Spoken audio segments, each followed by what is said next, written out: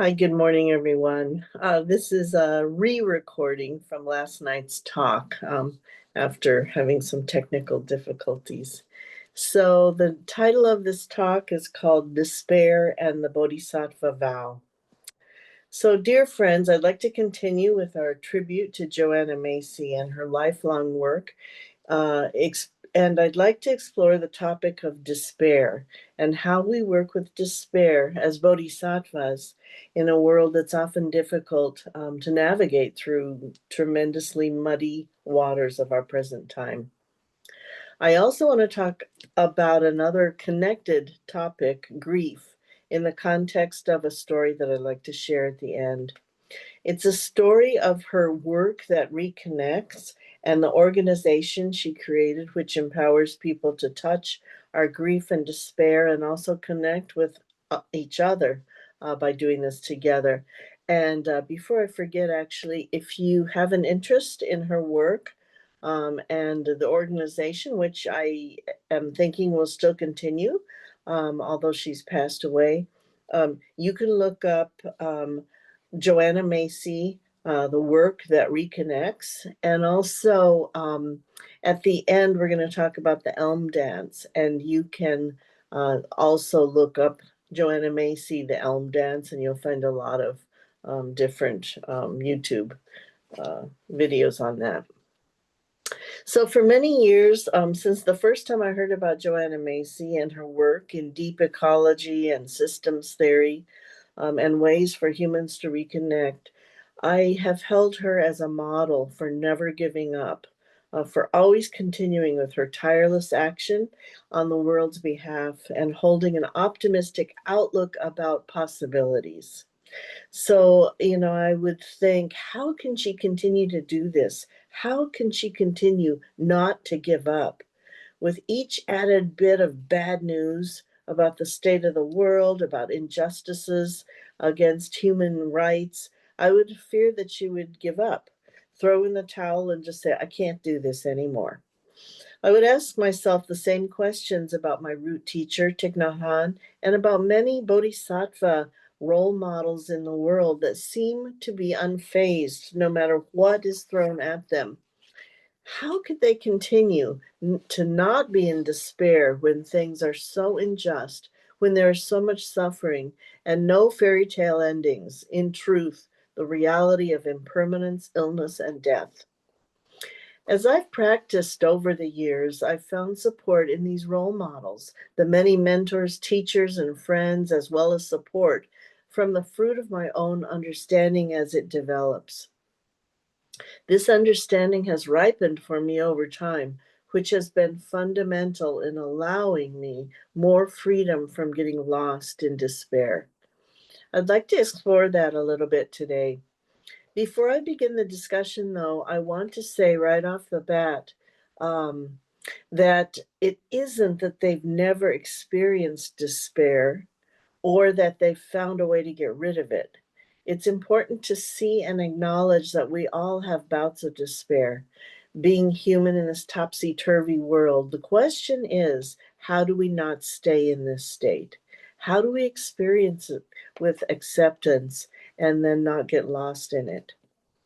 So it's taken me a lifetime to really explore my feelings of despair, of grief, of anger. It's indeed a continuous practice. It is the practice of awareness, the practice of recognizing avoidance.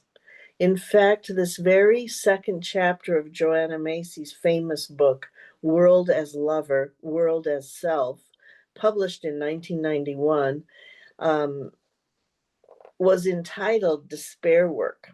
And it describes very clearly why it doesn't work to live in either despair or denial or avoidance. So it's quite easy, though, to understand why somebody falls into despair and why we often take the route of despair and avoidance as we encounter all the things that bring up so much pain or fear or anxiety or discomfort. So I'd like to read a couple paragraphs from Joanna Macy's chapter on despair work from World as Lover, World as Self. She says we are bombarded by signals of stress, ecological destruction, social breakdown, and something that was in the forefront at the time, uncontrolled nuclear proliferation. Not surprising, we are feeling despair. We despair. Um, it is well merited by the machinery of mass death that we continue to create and serve. And now, I think, in the form of severe climate change. What is surprising is the extent to which we continue to hide this despair from ourselves and others. Activists who try to arouse us to the fact that our survival is at stake decry public apathy. The cause of our apathy, however, is not mere indifference. It stems from a fear of confronting the despair that lurks subliminally beneath the tenor of life as usual.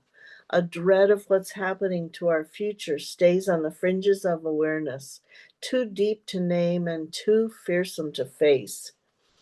It's really kept at bay. It's rarely acknowledged and expressed directly. So the suppression of despair, like that of any recurrent response, produces a partial numbing of the psyche. Expressions of anger or terror are muted, deadened as if a nerve had been cut. She goes on to say that the refusal to feel this takes a heavy toll. Not only is there an impoverishment of our emotional and sensory life, flowers are dimmer and less fragrant, our loves less ecstatic, but this psychic numbing also impedes our capacity to process and respond to information. The energy expended in pushing down despair is diverted from more creative processes, depleting resilience and imagination that we really need for fresh visions and strategies. Furthermore, the fear of despair can erect an invisible screen, selectively filtering out anxiety, provoking data. In a world where organisms require feedback to adapt and survive, this can be suicidal. Despair is not banished by injections of optimism or sermons on positive thinking. Like grief, it must be acknowledged and worked through. This means it must be named and validated as a healthy, normal, human response to a situation we find ourselves in. Faced and experienced, its power can be used. As the frozen defenses of the psyche thaw, new energies are released. Joanna reminds us that despair work is different from grief work in that its aim is not acceptance of loss. The loss hasn't already occurred, but it is similar in the dynamics unleashed by the willingness to acknowledge, feel, and express inner pain. And as I mentioned, more about grief work in a little bit. The first step for me in my own despair work is acknowledging my own feelings, acknowledging the fear that is underlying my despair and the anger that often wraps itself around it, acknowledging the sorrow too and the despair of our times. The second is acknowledging the reality of the state of our planet, the climate crisis, the mass extinction, and the fact that we as a human race appear to be underachieving what we are told are critical actions in terms of saving the planet as we know it and the current life on it. As Thich Nhat Hanh says, we must be able to acknowledge the possibility that this civilization may not make it. It may be destroyed. We have to accept reality as it is. The Diamond Sutra that cuts through illusion teaches us that we are greater than a single self, a single human being, a single lifetime. And if we include the vast history of even our own Earth, we see that 100 years, 200 years, even 2,000 years is minuscule in terms of the geological history of our planet. And the geological history of our planet is minuscule in terms of the history of our universe, and so on. To accept this is to have freedom from our limited views. It does not mean that we should not work towards allowing our planet and forms that exist on it to experience less suffering. It does mean that we touch a larger sense of reality, the ultimate dimension at the same time. So, with despair, with grief, with sorrow, we feel and acknowledge first. We can't move unless we move through. We can't go around our despair. It's important to name it and accept how things are in this very moment. If things are hidden from our view by our own mind, they hinder our spirit more and more. Here's a short poem from a book entitled The Wild Edge of Sorrow by Francis Weller. This book was introduced to me by Aidan a couple days ago, and unfortunately, I have ordered it, but unfortunately, I haven't read through the book before I gave the talk. But I happened to find this poem, and it's a short poem, so I'll read it to you, and it's called The Healing Time by Pesha Girdle. Finally, on my way to yes, I bump into all the places where I said no to my life, all the untended wounds and the red and purple scars, those hieroglyphs of pain carved into my skin and bones, those coded messages that sent me down the wrong street again and again. Where I find them, the old wounds, the old misdirections, and I lift them one by one close to my heart, and I say, holy, holy. I'll read it one more time. Finally, on my way to yes, I bump into all the places where I said no to my life, all the untended wounds, the red and purple scars, those hieroglyphs of pain carved into my skin and bones, those coded messages that sent me down the wrong street again and again, where I find them, the old wounds, the old misdirections, and I lift them one by one close to my heart, and I say, holy, holy.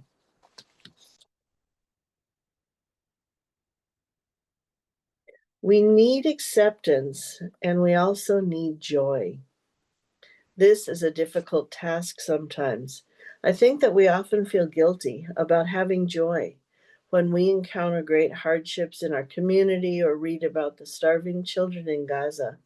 We feel that we shouldn't have joy when there's so much suffering. However, my root teacher, Thich Nhat Hanh, taught me the necessity of holding joy along with our sorrow. Joy is always present too, no matter how hard it may seem to find. I remember that when 9/11 happened, the first thing Thai did was to gather up the monks and nuns and take them for a long walk down at the ocean, to touch the joy of being alive, of being on this earth. He knew that he and the many monks and nuns who had taken their Bodhisattva vows could be of no use to others if they only dwelled in despair. So, lastly, I see how important it is, how it's been in my life to have the Bodhisattva vow as my ground. I think that this vow has, I think that this vow I have taken, the Bodhisattva vow, helps me not to sink into despair. I am reminded of my vow to save all beings and energized by my bodhicitta, my aspiration to live for the benefit of all beings, my compassionate intention to liberate all beings from suffering. I think what it does is allow me to touch my greater self, my Buddha nature, which is vast and capable of holding much more than my small self. I remember a story that I heard several years ago when I practiced at Mountain Lamp. It was one of the Jataka tales, stories about the previous lives of the Buddha. It was recounting when the Buddha was a plumeria tree on the bank of a beautiful lotus pond, In the story, a cunning heron lures creatures into the pond, assuring them that they're safe. The heron then preys on them one by one, and the plumeria tree sees this with great sorrow, but it can't do anything to help them. I was so saddened and very affected by this story, feeling the many times in my life where I encountered heartbreaking suffering and was unable to do anything to alleviate it. I glumly told my teacher of the feeling, and she immediately said, "Well, you're not a plumeria tree now, you're a bodhisattva." And this, of course, was the lesson of the story, the developing of great compassion and realizing the importance of strengthening one's intention to practice in order to develop an appropriate response. So, yes, I am a bodhisattva now. This I am reminded of, and this is what guides my life. So, now, dear friends, I want to tell you the story of the elm dance. I want to share this beautiful gift with you. The music of the Elm Dance is a Latvian song which became really popular at the time that the Latvian people were seeking to be free of Soviet rule. It became a revolutionary song, a protest song with a double meaning in the lyrics. And people got to know this song. It was on the radio. More and more people knew it, and it really became, a voice. So the choreographer who heard this song is German and wanted to choreograph a circle dance with it. What she heard in the music and in the story of the song was that it carried the energy of intention. She had studied the energetics of flowers and fragrances, and while the lyrics talk about oak trees and apple trees, the choreographer named it the Elm Dance because of the elm's energetic properties around intention. So it has been adapted. It allows us to focus our energy. And during the second round, it has typically come to be that people speak out the names of those suffering, those being challenged, things that need our attention, human or non-human. It also allows us to speak of our joy and connection with life as we hold each other in doing the circle dance. So Joanna Macy learned about the elm dance and brought it into her work with the Russian people. She was leading workshops around Russia during the time in 1992, and she came to Novozhivkov, where the highest rate of radiation was registering after the devastating Chernobyl incident. So Joanna didn't speak Russian or Ukrainian, so she wanted to share something to bring the people together, and she brought this dance.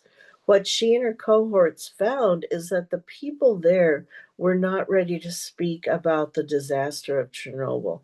They did not even want to go there, and they did not even call it by name, referring to it as the event. Joanna was shocked to find at the retreat that the women there only wanted to talk about family relations, not about the event.